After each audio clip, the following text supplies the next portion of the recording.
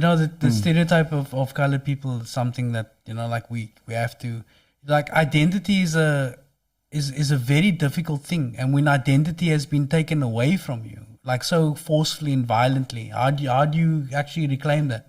So there's this thing about like where colored people are gangsters and they have no front teeth. Okay, so let's look at like the teeth story. Do people know where that actually came from? And it's not blowjobs. This thing comes from when slave owners treated their colored slaves like cattle. They branded them, and to denote ownership, that this person, like you, Chad, are a slave. You my slave. So I'm going to take out your teeth so that if you run away, I can know, like, okay, now the bro with the dreadlocks, he's with no teeth. That's my property. Is that on record one of the theories? Or is the real thing? This is a fact. And so then the other slaves, people who were free, in an act of defiance, remove their own teeth. Remove those teeth in solidarity with those. And that's because the traditional, the oral tradition, the written tradition of many of the stories of slavery in Cape Town, it's not written down. It's passed down by oral tradition. Oral tradition gets lost. Check out the Western media. I'm not going to say Western. I saw Wikipedia. They call it the passion gap, and that falls into that whole. That's the whole thing of the blowjob thing. That's how our history gets sort of like sexualized, ridiculed, and like the most ridiculous things. Even now, to this day, colored people suffer. Colored culture suffers. Before, there was a thing where like you could have the minstrel carnival like in the middle of town. Now, because of politics, because of J.P. Smith, because of like a whole bunch of other things that they're worried about this. They're worried about. There's a distaste for the colored people. It's like that gum there. Yeah. They must put the gum there in Vygieskraal or there at Athlone Stadium, not by Greenpoint.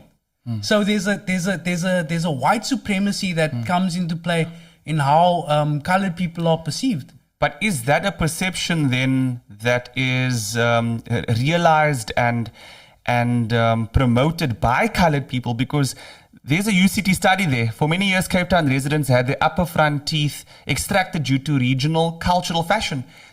A 2003 study performed by the University of Cape Town found that the main reasons for extracting teeth were fashion and peer pressure, followed by gangsterism and medical purposes. Now, they're getting this information from colored people. So the issue is then that we don't know, because I didn't know I see myself as an educated man. I didn't know about then why did it become a fashion?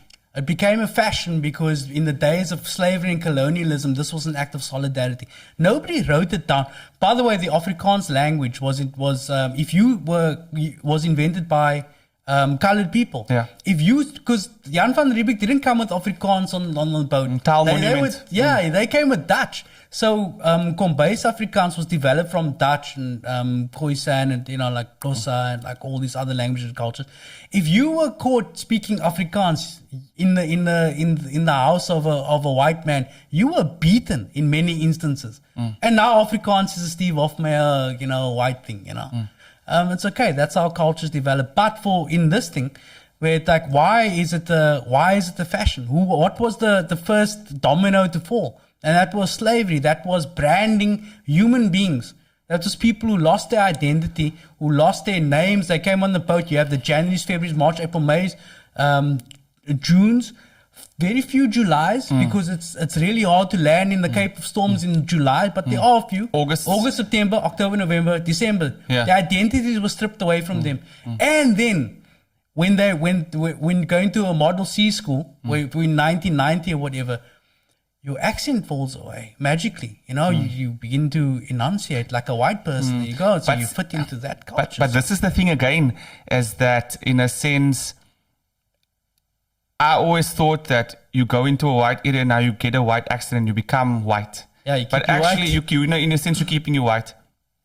But what I realized, while growing up on the Cape Flats, it was actually a lot of the colored people, in a sense, that made being colored, that made gum a problem. I found I'm in the process of finding myself, and so are all of us. I know it sounds a bit dramatic, but I'm learning about, my roots and culture. People think this is dreadlocks because of Rasta, partially because of black consciousness, but the dreadlocks is actually because of my Khoisan heritage. It's actually just to leave myself alone. I don't have cruise hair. And if you think it's cruise because your hair straight, then that's... I saw your hair when it was short. Yeah, bro, you know what I mean? And now it's coming out. My beard is out. I am who I am. Just, this is how I look. And, before as well, when you spoke with the colored accent, that was kind of the more whiter you speak or don't speak that way. And if you were called a Bushman, or when we spoke about Bushmen, it's like it was lower than us. We evolved from that. So I think a lot of the... you see here with the whole tea thing, it was stories we told ourselves because we weren't informed or that we were, the truth wasn't told to us, that we didn't understand. We perpetuated this. We can't blame other people. No, absolutely. We do it to ourselves. And like, our parents did it, our grandparents did it. All of us, colored people, we know. Like the great-great-grandfather came from Scotland, and the German we know them. auntie. We don't know the black people. There must have been black people in our family somewhere down the line. We didn't magically appear from the loins of the German and the Dutch, like magically mingling, and then this brown baby came out of nowhere. No. But we don't hear about those records. Our records were destroyed.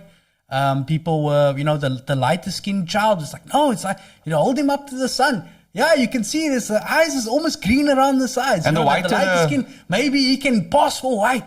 Maybe she can pass for white. And that's something that still continues to the day. Like, maybe I can pass for white, and then I can get a bonus at the call center. Maybe, you go.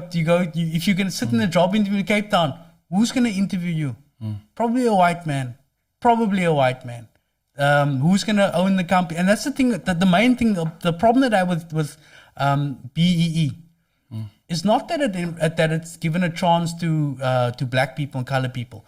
It's that it's so easily exploitable by white people, and it's written in the company profiles of a lot of these white companies where they just like put like a little dash of like chocolate on the cake, and hey, we BEE compliant, So there's a coming back to our identity and how we sort of almost there's a suppression, a self-suppression, an auto-suppression of our identity, because it makes economic sense. It made in the past, it makes cultural sense. Even now, if you want to live and work and play on that side of the railway line, bro, you can't talk like this. You can't.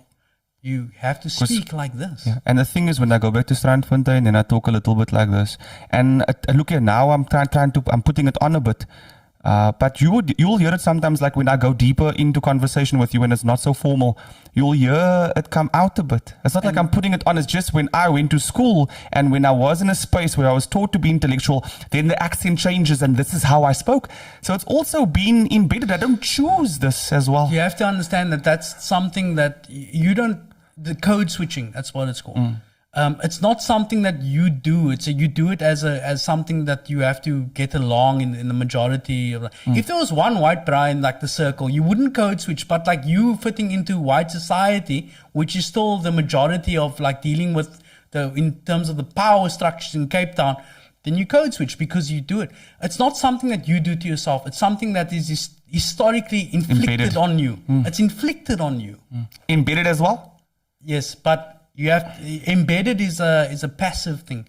To have something inflicted on you is a force of violence that's like that comes back from when they were pulling their teeth out with like the rusty iron implements to people at the slave lodge and around Cape Town. That's an infliction.